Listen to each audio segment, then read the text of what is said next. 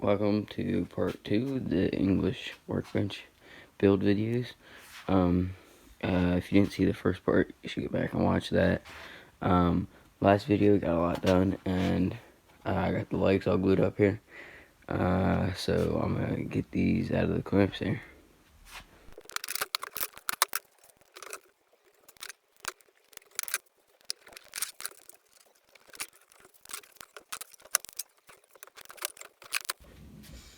Okay, so as you just saw, I took all these out of the clamps, and now I need to plane down the sides here, get all this excess glue off.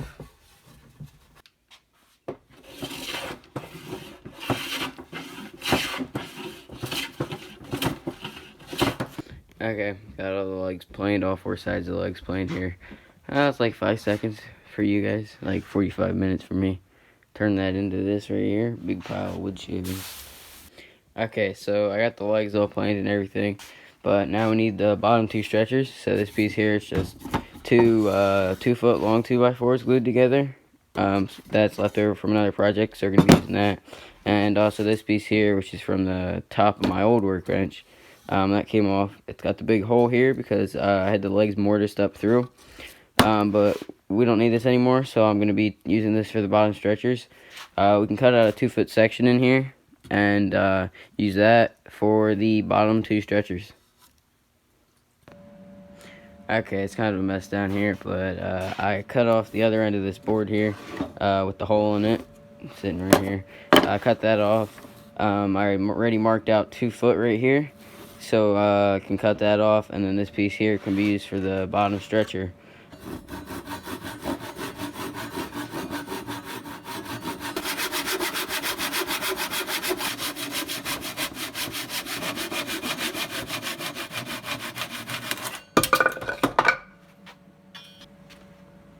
Okay, and this is why you support your board when you're cutting stuff, or you're going to get these giant splinters out like this. I was being dumb and not thinking.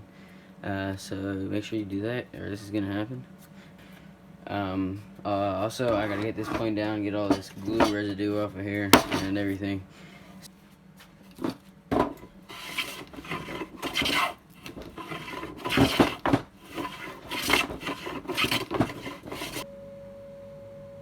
Okay, so here's the legs that I did in part 1. If you didn't see that, go back and watch that. Here's the stretcher that I was just cutting. So the legs right now are 2 foot apart. That's how wide the bench is going to be, 2 foot from right here to right here. So the stretcher here, I don't know why I cut it at 2 foot, because if we mortise this through the legs, it's going to come through the whole way to the other side, and you're going to be able to see that on the back here. You're going to see the end here, and I don't really want that, so I'm actually going to go back and cut this down to 22 inches so that there's an inch of material on this side, so you're not going to see the end here. So this clip you're watching here, I didn't get what I was doing into the camera shot, so I'll just explain to you what I did. I set the marking gauge to 2 inches and made a mark the whole way around the board on both ends. Then I set the marking gauge to 1/2 inch and marked 1/2 inch in from all the sides down to the 2 inch mark. So now I have 1/2 inch mark in down 2 inches, and then I can cut these off. So now the tenon, once I cut that off, the tenon is now 1/2 inch smaller on all 4 sides than the board before I'd cut them. And this is what it's going to look like here. Okay, so as you can see here, I got the 2 of the cheeks marked out here. I just put some pencil in there so you can see them on camera better. So I got that the whole way around here. I got this clamped up. I'm going to be cutting them with this. It's a Japanese dovetail saw. It's kind of small for this. So actually, I switched what saw I'm using. I was using the dovetail saw, but this one's like 12 teeth per inch or something. I don't know. It might be 10. I don't know. All I know is it's really fine cut, and it was taking forever. Plus, I didn't want to damage the teeth. I already somehow got 2 teeth out of here before. That's not a good thing. So I didn't want to damage that anymore, and it was taking forever. So I switched up to using the rail, but it's a lot bigger, and it's got bigger teeth here. Okay, I'm switching it up again. I'm going back to using this one just to cut the cheeks off, because it's finer. It's a little easier to control. Cut in here.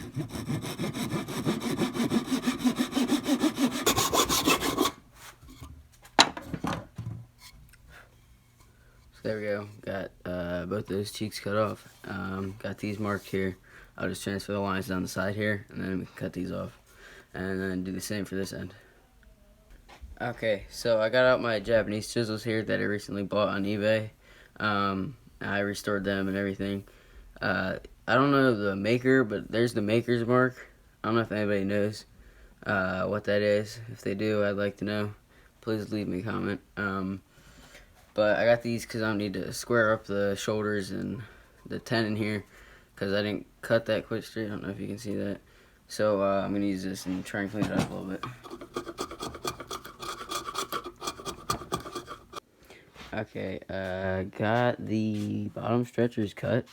Got the tenons in them, both ends here, on both of the stretchers. So I got all the legs over here now. We're gonna mortise them in, so 4 inches up here. That's why I got that mark there. And these will go in here, 4 inches up. Well, actually, it's gonna go that way. But yeah, so we have to mark out the spot here to cut the mortise out. I'm gonna be drilling that out with a brazen bit. Okay, so to mark out the mortises here, I got a line 4 inches up because that's gonna be the bottom. The tenons here are 2 inches wide, so well, they're close to 2 inches wide. So we need to mark that out on here. These boards are 5.5 inches, so I got the marking gauge here set to 1 3/4 of an inch, so that when we go and mark this out on here, you probably can't see that here. Let me get some pencil in there. There we go. We got a 2 inch wide space right there for the tenon to go. Now we just need to mark it this way. So the tenon here is, what's that? Like 2 1/4 inches that way. So now we need to figure out how to do that. Okay, so to mark out the 2 1/4 inches here, I'm just gonna take this here and we'll go whatever. So 2 1/4 inches. There you go. I'll just mark the top out right there, and then we can just use whatever. We could use that one, and just make a line across here. So then there we go. There's the area for the mortise we need to chop out right in here. The tenon will go right in there then, and it'll hold that in. And we can also put a wooden dowel or peg through there after we get that through there to hold that on. So now I just gotta do that for the rest of the boards here. Okay, so to get rid of most of the waste in here, I'm gonna be drilling that out with the brace here.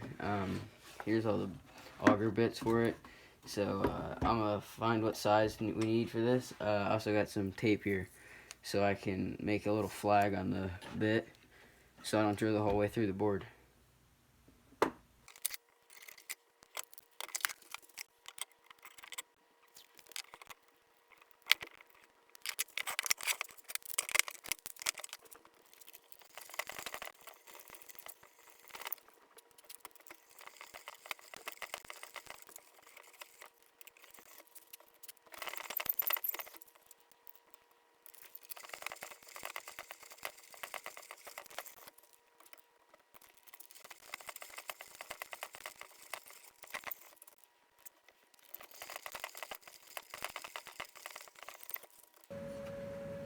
Okay, so now I'm gonna come in here and chop the rest of this waste out here with the chisel. I'm just gonna hit it with this piece of wood because I broke my mallet here earlier. I made this mallet a little while ago. I broke the handle right off, so I'm gonna have to fix that later. But for now, I'm just gonna use this piece of wood as a little mallet.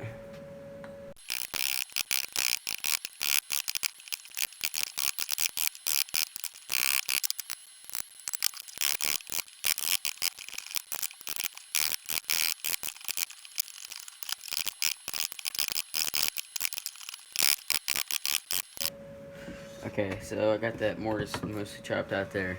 So now I'm just gonna go to the tenon. I'm just gonna round it over a little bit with a file. I'm just going to round over all the sides here so that these don't have to be perfectly square.